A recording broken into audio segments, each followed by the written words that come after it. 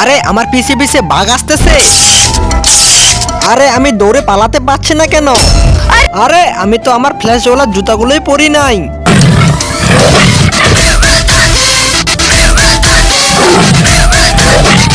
যাই হোক চলে গেল। আজকে তো আমি ভালোই ভালোই বেঁচে গেছি, না হলে তো বাঘটা আমায় খেয়ে ফেলতো।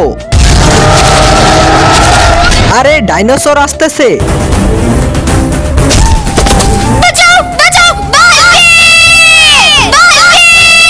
আরে আমার তো মনে হচ্ছে কোনো মানুষের জীবন বিপদে আছে। বন্ধুরা তার আগে তোমরা যারা আল্লাহকে ভালোবাসো তারা লাইক করে সাবস্ক্রাইব করিও। শয়তানকে ভালোবাসলে লাইক সাবস্ক্রাইব করার দরকার নেই।